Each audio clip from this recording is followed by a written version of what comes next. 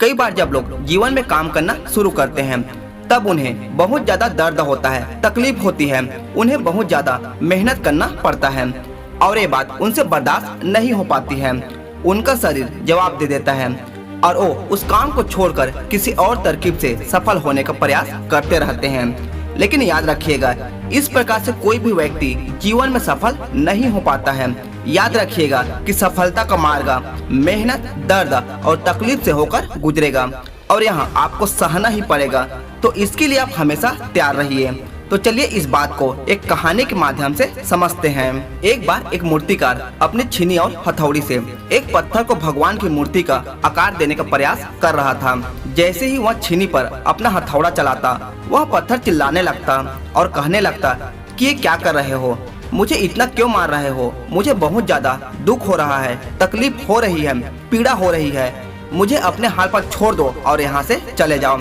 मूर्तिकार ने उस पत्थर से कहा, मुझे बहुत अच्छे से पता है कि तुम्हें बहुत ज्यादा दर्द हो रहा है, बहुत ज्यादा तकलीफ हो रही है और तुम पीड़ा में हो, लेकिन यदि आज तुमने इस दर्द को नहीं सहा, इस तकलीफ को नहीं सहा, तो जीवन भर तुम यही इसी प्रकार से पड़े रहोगे। मुझे पता है कि तुम में आगे बढ़ने की अपार संभावना है, तुम एक बहुत अच्छे पत्थर हो, लेकिन यदि तुम इसी प्रकार से रहोगे तो कभी भी आगे नहीं बढ़ पाओगे।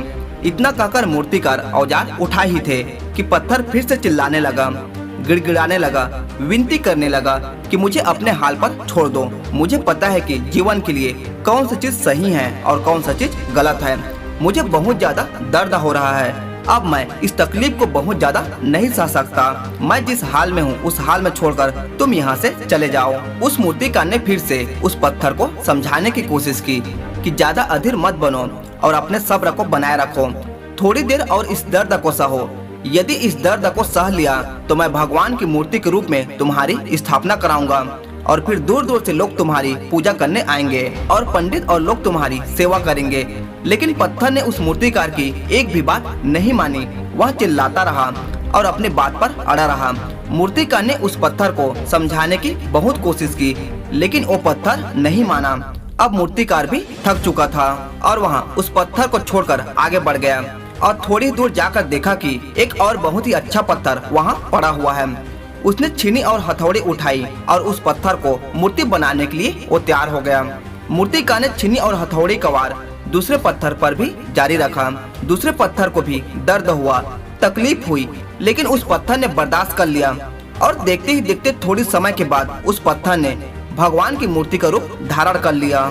थोड़े दिन बाद उस मूर्ति की एक मंदिर में स्थापना हो गई। धीरे धीरे करके लोग वहाँ पूजा पाठ करने आने लगे। लोगों की मन्नतें वहाँ से पूरी होने लगी और वह मंदिर बहुत ही ज्यादा प्रसिद्ध हो गया। अब धीरे धीरे करके दूर दूर के गांव से लोग वहाँ पूजा पाठ करने आने लगे। फिर एक दिन उस पत्थर को उसी मंदिर में लाया गया और उसे एक कोने में रख दिया गया। अब लोग आते और उस पत्थर पर नारियल फोड़ते। ये कोई और पत्थर नहीं बल्कि जिसने दर्द को नहीं सहा था वही पत्थर था। अब वो पत्थर मन ही मन बहुत ज्यादा पछता रहा था, दुखी हो रहा था और अपने आप से कह रहा था कि काश मैंने उस दिन उस दर्द को, उस तकलीफ को सह लिया होता तो आज लोग मेरी भी पूजा करते। इसलिए आप भी अपने जीवन में हमेशा याद रखिएगा कि जब भी आप अपने करियर की शुरुआत में किसी काम को कर रहे हो, पढ़ाई कर रहे हो या कोई भी काम कर रहे हो और उसमें आपको दर्द हो रहा है, तकलीफ हो रही है, ज्यादा मेहनत करना पड़ रहा है, तो आप रुकिए मत, किसी और रास्ते की शुरुआत मत करिएगा, क्योंकि कोई और रास्ता आपको सफलता नहीं दे सकता है। आपको उस दर्द को, उस तकलीफ को सहना ही होगा और उस दर्द को, उस तकलीफ को सह कर आप ज्यादा मजबूत बनेंगे और तभी अपने जीवन में आगे बढ़ पाएंगे। और जीवन में हमेशा याद रखिएगा कि आपको पहले पत्थर की तरह नहीं बल्कि दूसरे पत्थर की तरह बनना है।